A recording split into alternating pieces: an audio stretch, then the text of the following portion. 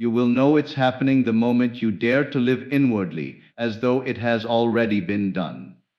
There is no outer sign that can convince you, no evidence from the world of facts that is more powerful than the inner conviction that grips you when you step into the state of the wish fulfilled. The instant you accept it, without waiting for the senses to confirm it, you have moved into the reality that already exists. Imagination is the only doorway. It is the secret place where you see, feel, and hear the unseen future. When you dwell in the end, when you assume it with such natural ease that it feels real to you now, that is the signal that your desire is on its way into visibility. The outer world may not yet rearrange itself, but you will walk with a quiet confidence, because your inner world has shifted first. This is how you know. It's the inner rest, the peace, the relief of having already received. The world cannot resist the power of a consciousness that has already accepted its dream as fact. Everything outside is compelled to mirror back to you what you have already consented to within.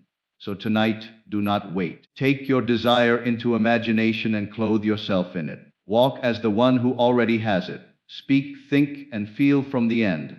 That inner knowing is the sign. And when you know, you will see that nothing can stop it from appearing. For what you dare to assume and persist in assuming must harden into fact. The true sign of manifestation is an inner conviction, not outer evidence, for the world outside is only a delayed reflection of what you have already accepted within. When you dare to feel the reality of your desire so vividly that it becomes natural to you, you no longer look to the senses for reassurance. You rest in quiet certainty. For imagination is the womb of creation, and inner acceptance is the seed of outward expression. The conviction that it is already yours dissolves doubt, and this inner knowing alone is the guarantee of its inevitable appearance. Imagination is the only doorway to your desired reality, for nothing comes into being without first being conceived within the unseen. Every event, circumstance, and condition in life has its origin in the mind, born in the secret place where images are formed and emotions are felt. The world of senses may tempt you to believe that life is fixed, but imagination reveals the truth that reality is fluid, shaped moment by the pictures and assumptions you hold within. To imagine yourself already in possession of your desire, to clothe yourself inwardly in the feeling of the wish fulfilled, is to step into the very state that calls it forth. The outer world has no choice but to mirror what you have accepted as true. If you imagine lack, lack persists. If you imagine abundance, abundance unfolds. This is not daydreaming, but the conscious use of creative power, the deliberate act of seeing beyond appearances and claiming the end as though it were present. Every door you wish to walk through in life already exists within imagination, and only when you pass through it inwardly will you find it appearing outwardly as the path prepared for you. Living in the end means feeling it real now, allowing yourself to inhabit the state of your fulfilled desire, as if it were already your present reality. It is the act of refusing to postpone your dream to some distant future, and instead embracing it with such conviction that your mind and emotions align with it immediately. To live in the end is to think from the wish fulfilled rather than of it, to see life through the lens of already having it rather than longing for it. When you feel it real, your inner world shifts into harmony with your assumption, and this inner harmony is the seed from which outer change must spring. It is not enough to casually imagine. You must let the feeling saturate your being until it becomes natural. This is the true measure of assumption, for when it feels natural, the outer world bends to confirm it. Living in the end dissolves doubt, quiets restlessness, and replaces waiting with peace, because you no longer wonder if it will happen. You know that it already has within. You walk with a new attitude, speak with a new confidence, and carry yourself as one who already possesses what was once only a desire. This is the secret known by all who have manifested great changes. They dare to live inwardly as though it were done, and by doing so, they summon the outer reflection. Every detail of your world reshapes itself according to the state you occupy, and the end you consistently live from must harden into fact. To live in the end is to declare with your being that nothing is missing, that you are already whole, And from this completeness, life reveals the evidence of what you have dared to accept as real peace and relief within are proof it's already unfolding, because the inner state always precedes the outer reflection. When you have truly accepted the reality of your desire, there comes a natural quieting of the mind, a deep exhale as though the struggle has ended. No longer do you grasp, chase, or beg for evidence, for you know that in imagination the seed has already been planted. This inner peace is the unmistakable sign that you have shifted into the state of the wish fulfilled, and relief washes over you, because you no longer doubt the outcome. You have inwardly received, and the outer world must now follow in due time. The restless heart that questions when or how reveals that it has not yet accepted the end. But when peace reigns within, you stop questioning and start living as though it were already true. You may notice that conversations, circumstances, and even your own self-talk begin to align with the reality you have assumed. The world no longer feels threatening or uncertain because you carry the quiet assurance that everything is moving in perfect order to bring your desire into visibility. This relief is not passive. It is the most powerful creative stance you can take. It declares that you trust the unseen and stand firmly in your assumption. From this inner calm, you naturally make choices and take actions consistent with your fulfilled state, not out of effort, but out of alignment. The outer world may still look unchanged for a time, yet within, you already live in the joy of possession. That joy, that relief, that sense of ease, is the evidence that creation has already taken place. Just as a seed planted in the soil gives the farmer rest, knowing harvest is inevitable, so too does your inner peace testify to the certainty of manifestation. You no longer need proof, because the proof has already been felt in the depths of your being, and that feeling alone guarantees its unfolding. The outer world is powerless against an inner assumption, because consciousness is the only true reality, and the world of appearances is nothing more than its reflection. What you accept inwardly as true must eventually harden into fact, for imagination creates and sustains all conditions. The events and circumstances you see outside are shadows, projections of what has already been assumed within. To believe the outer world has power over you is to forget that it is only the echo of your inner speech, the mirror of your inner state. No matter how stubborn or fixed conditions may seem, they cannot withstand the persistent belief of one who dares to assume and remain faithful to that assumption. When you occupy a state inwardly, you command life itself, for every person, event, and circumstance becomes compelled to rearrange in obedience to the new conception you hold. This is why Neville taught that imagining creates reality, not partially but entirely. The world is clay, and your assumption is the mold. You may encounter resistance, delays, or appearances that contradict your desire, but these are powerless illusions when faced with sustained inner conviction. The outer world has no creative force of its own. It only mirrors back the consciousness you consistently embody. This is the key to freedom.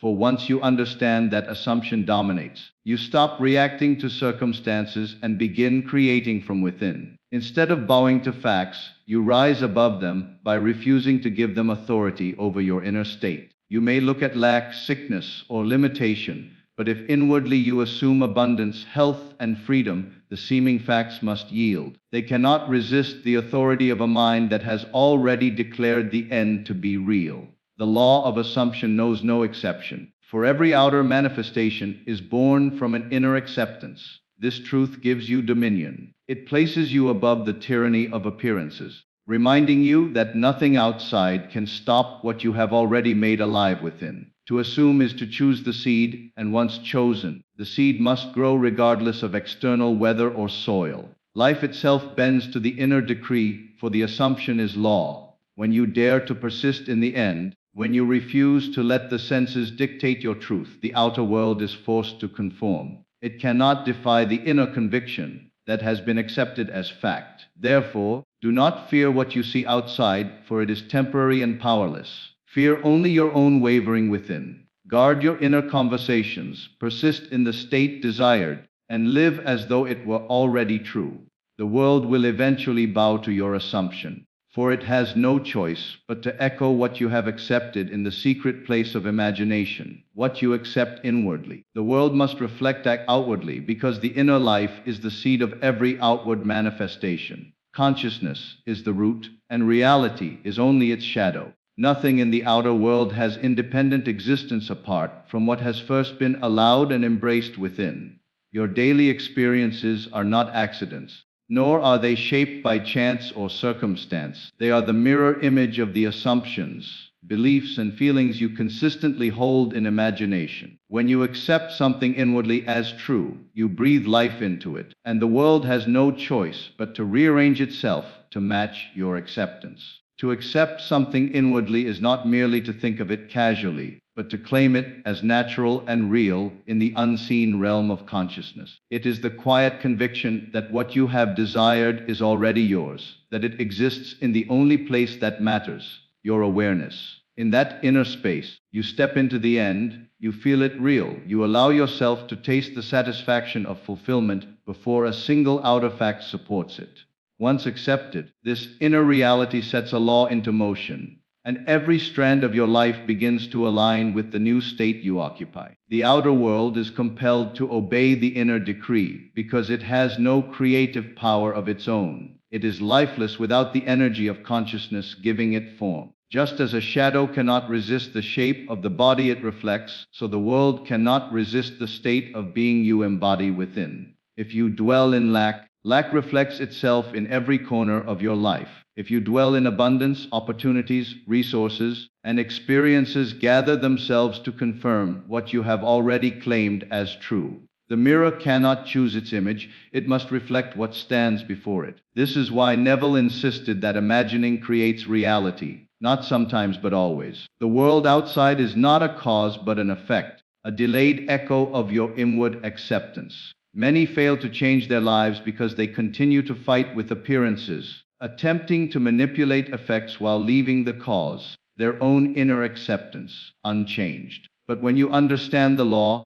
you no longer waste effort battling shadows. You turn inward, you assume the end, and you persist until the feeling becomes so natural that the world has no choice but to reflect it. Persistence is the key, for the outer reflection may lag behind the inner acceptance. Just as a seed takes time to push through the soil and show itself as a harvest, so too does your inward assumption take time to unfold into visible fact. The delay is not denial, it is the natural unfolding of creation. If you abandon your inner conviction and return to old states, the world mirrors that shift as well. But if you remain faithful, the outer must eventually conform, for it has no other law to follow but the one you establish within. This is the secret of mastery, to govern your inner world, knowing that it governs the outer. When you accept love, love comes. When you accept wealth, wealth finds you. When you accept freedom, doors open where before there were walls. You no longer wonder if it will come, because you know that the world is only a reflection,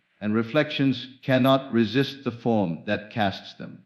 To change your world, you need only change what you accept as true within, for the outer will always, without exception, reflect what you have chosen to accept inwardly. Inner knowing is stronger than doubt or delay, because it is the quiet assurance that arises when you have fully accepted your desire as already accomplished within. Doubt questions, worries, and lingers in the realm of appearances, but inner knowing rests in the unseen truth that consciousness creates reality.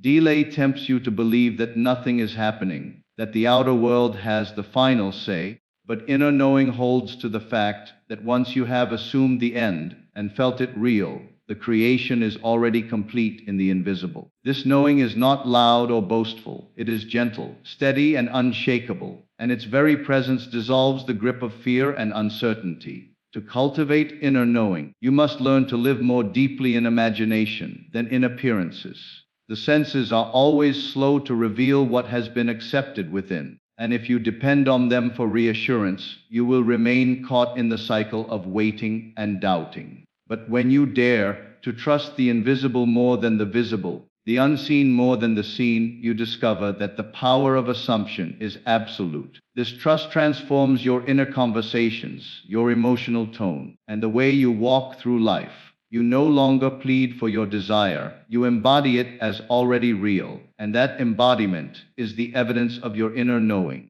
Doubt and delay are shadows, they only appear strong when you grant them your attention. They have no substance of their own, for they are sustained by your belief in appearances. Inner knowing, however, is rooted in the eternal truth that consciousness alone is causative. To know something inwardly is to stand on unshakable ground, because you understand that the outer world must, by law, yield to the inner assumption. Even when nothing outwardly seems to move, inner knowing assures you that the unseen processes are at work, aligning people, events, and circumstances in ways your logical mind could never orchestrate. This knowing feels like peace, like relief, like a deep breath after a long struggle. It carries within it the certainty that you are no longer striving toward your desire, but resting in the joy of already having it.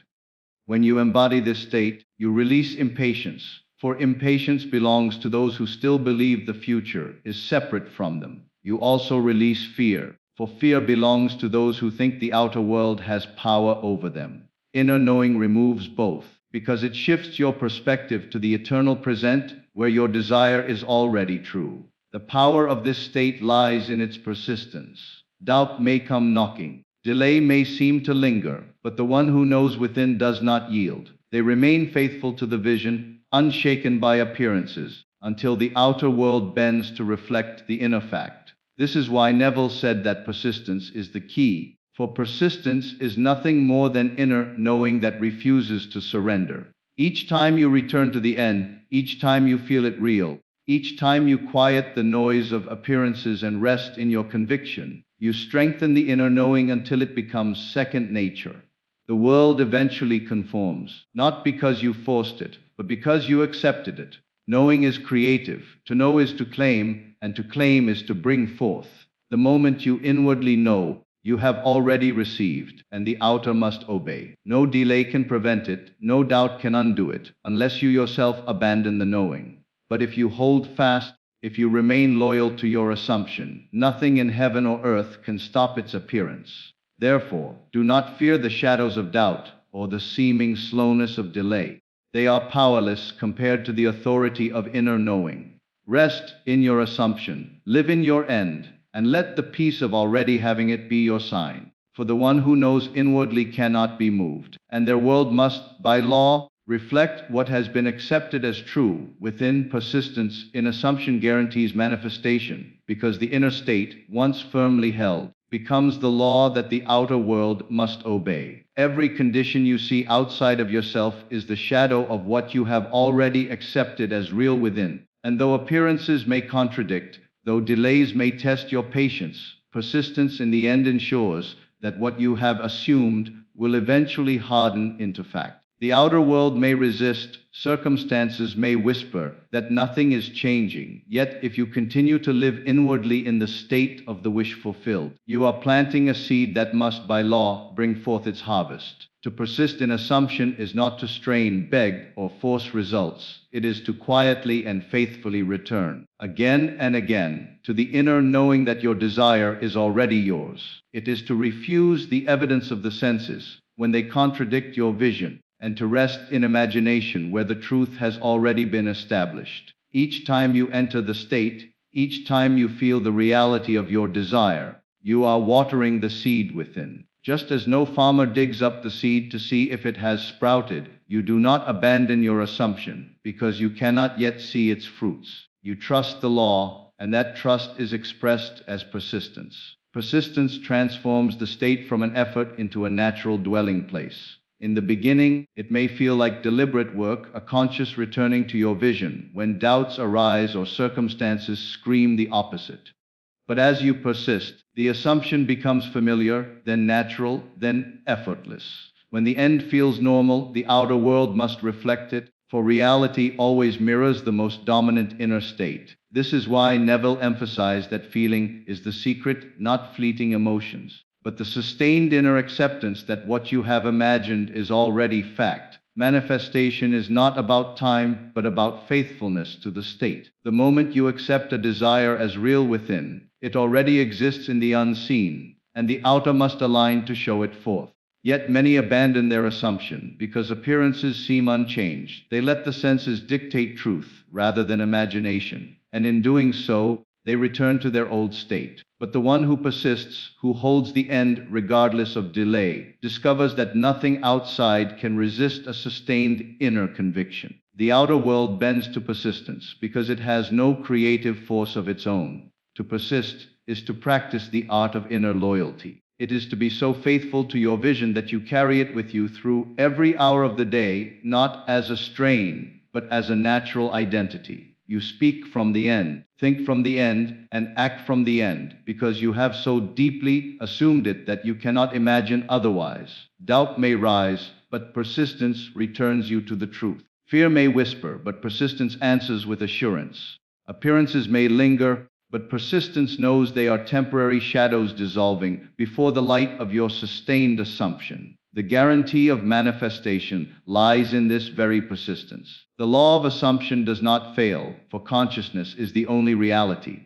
Just as night unfailingly follows day, so the outer world must unfailingly reflect the inner state when held long enough. It is not a question of if but when. The exact hour may be hidden, just as the seed's growth beneath the soil cannot be seen, but the outcome is certain. To persist is to hold steady until the unseen becomes seen, until the invisible state takes form before your eyes. This is why persistence is greater than talent, luck, or circumstance. The world may tell you that effort and struggle bring results, but persistence in assumption works without strain. You need not force doors to open when you already live in the reality where they are open. You need not battle obstacles when you already dwell in the state where they have been overcome.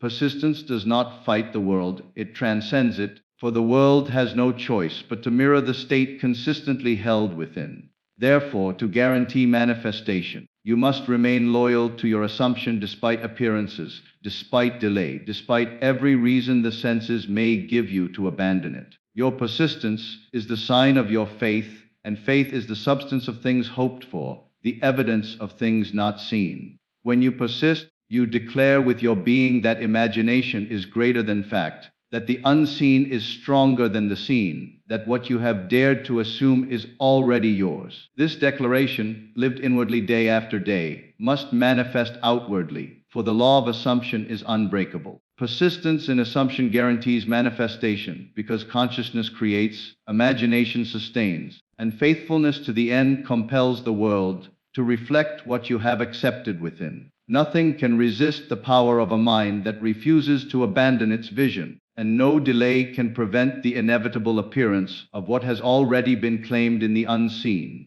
The one who persists will always see the promise fulfilled, because the law cannot fail, and what is held in consciousness with unwavering faith must become fact in the world of experience. Walk, speak, and think as though it is already done, for this is the true practice of living in the end. To walk as though it is done means that your actions carry the quiet authority of someone who no longer waits for evidence. You carry yourself differently when you know something is yours. There is a poise, a confidence, a subtle joy that does not need to announce itself loudly, but is felt in every step. When you inwardly accept your desire as fulfilled, the body responds with ease. The posture changes, the pace of life shifts. You are no longer moving toward your dream, but moving from it, and that difference is everything. Walking in this manner affirms to the subconscious that the desire is not something to be attained in the future, but something already secured in the present. To speak as though it is already done is to let your words mirror the state you have chosen. Language is a tool of assumption, for what you repeatedly say reflects what you believe. Many unknowingly hold themselves in bondage by continually speaking of lack, of waiting, of problems, and of delays. But when you begin to speak from the end, your words carry the vibration of fulfillment. Instead of saying, "I hope to have," you declare, "I have."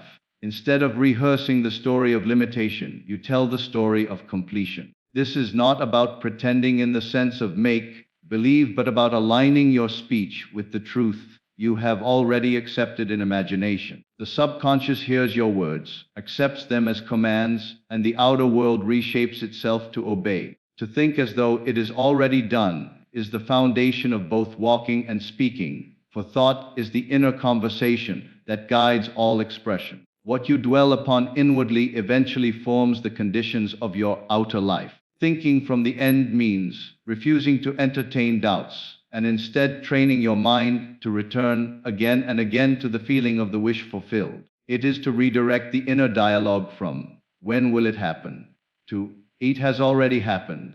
This shift in thought quiets the restless mind and replaces it with peace. For once you assume the desire as fulfilled, there is no more need for struggle or striving. You think from the place of arrival, not from the road of pursuit, and that inner thinking molds the state that life must echo outwardly. When you combine walking, speaking, and thinking as though it is already done, you saturate your entire being with the vibration of fulfillment. This is persistence in its truest form, for you are embodying the end in every aspect of life. Your imagination is no longer a fleeting daydream, but a state that governs how you live. Others may not understand, they may still see the outer world unchanged. Yet within, you have shifted into a new identity, and the outer world cannot resist that shift forever. It is only a matter of time before what you consistently embody within hardens into fact without. Living in this way removes the sense of waiting. Waiting implies separation between you and your desire, but walking, speaking, and thinking as though it is already done erases that separation. You no longer reach for what you want, you live from the place of already having it. This inner stance creates a sense of relief, a release of tension, because you no longer wrestle with how or when. You rest in the certainty that it is already complete, and this rest is the surest evidence of manifestation underway. It is important to understand that this practice is not about external performance or forced behavior. It is not about pretending outwardly for the sake of appearances, but about genuine inner acceptance. The walking, speaking, and thinking flow naturally once you have embraced the desire within imagination. A person who has truly assumed wealth does not need to remind themselves constantly to act wealthy. Their posture, words, and thoughts simply flow from that state. A person who has assumed love does not need to force expressions of affection. They arise effortlessly because they are already dwelling in the end. There will be moments when the outer world seems to contradict your assumption, when appearances suggest the opposite of what you know within. In these moments, the temptation to abandon the state is strong. But this is precisely when the practice matters most. To continue walking, speaking, and thinking as though it is done, even when evidence denies it, is the proof of faith and the guarantee of manifestation. The persistence of living in the end through contradiction is what eventually bends the outer world to your assumption. Consider how the subconscious mind works. It does not distinguish between fact and imagination. It simply accepts what is impressed upon it through feeling, repetition, and assumption. By walking, speaking, and thinking as though it is already done, you impress the subconscious continuously with the reality of your desire. The subconscious then takes this assumption and expresses it outwardly through events, circumstances, and conditions. This is the secret of creation. Nothing outside can resist the inner state you consistently embody. The beauty of this practice is that it transforms not only your outer world, but also your inner life.